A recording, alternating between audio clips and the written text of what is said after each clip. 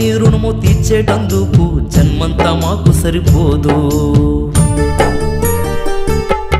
బొమ్మల్లా పడి లేచి యముడు నీ ఎదిరించి కన్నావు నిన్ను మరలేదు. అమ్మా నీ రుణము తీర్చేటందుకు జన్మంతా మాకు సరిపోదు. బొమ్మల్లా పడి లేచి యముడు నీ ఎదిరించి కన్నావు నిన్ను మరలేదు. ఈ ప్రాణమే నీదమ్మా, నీవు లేనిదే నేను లేనమ్మా. హాయ్ అండి, అందరికీ నమస్కారం అండి. నేను మీరు ఎలా ఆదినండి. మా అమ్మ పడే కష్టం, మా అమ్మ చూపించే ప్రేమ ఈరోజు నా పాటకి మాటకి ఈ స్థాయిలో ఈ స్టేజ్ నిలబెట్టిందంటే మా అమ్మ. నేను దగ్గర నుంచి చూశాను. ప్రతి ఒక్క తల్లి కూడా నవమాసాలు మోసి బిడ్డకి జన్మనిచ్చేటప్పుడు తల్లి బ్రతుకుతుందో మరణిస్తుందో తల్లికి తెలియదు.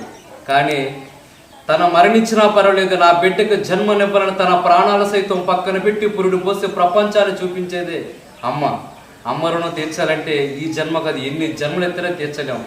కానీ ఆ అమ్మ రుణం తీర్చాలంటే ఒక పాటతో నాకు చేతనైనంత వరకు తీర్చాలని ఒక పాట నేను స్వయంగా ట్యూన్ చేసి లిరిక్ రాసి పాడడం జరిగింది. కాబట్టి ఒక మంచి పాట, ఎందుకంటే మంచి పాట, మంచి మాట, మంచి సమాజానికి మాత్రం ఇప్పుడు కూడా బ్రతుకుంటుందనే మంచి సంకల్పంతో ఈ పాట రాయడం జరిగింది. కాబట్టి ఈ ఒక్క పాటని అందరూ కూడా ఆదరించి నన్ను దీవిస్తారని, ప్రతి ఒక్కరికి ఈ పాట ఆలకించే వాళ్ళకి మాత్రం అమ్మ ఆశీస్సులు ఉండాలని మనస్ఫూర్తిగా కోరుకుంటూ, నా తల్లి జన్మనిచ్చి నాకు ఈ ప్రపంచాన్ని పరిచయం చేస్తే ఇంకో తల్లి గురించి చెప్పుకోవాలండి, మరో అమ్మ.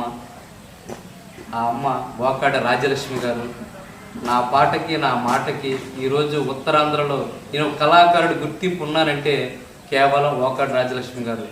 ప్రతి పాటకి నాకు స్పాన్సర్ చేసి, నాన్న నేనున్నాను, మా అమ్మ నేనున్నాను, నువ్వు నాకు పెద్ద కొడుకుతో సమానం అంటూ ఎంకరేజ్ చేస్తూ చెయ్యి పట్టి అడుగడుగున నాకు గుడికి కాస్త ముందుకు నడిపించిన మరొకమ్మ వాకాడ రాజ్యలక్ష్మి అమ్మ. నేను రుణం తీర్చుకోలేనమ్మా. మరో జన్మ ఉంటే నా కూతురిగా పుడితే మీ ఇద్దరు రుణం తీర్చుకోలేను నా కోరికమ్మా. థ్యాంక్ యూ సో మచ్ అమ్మ.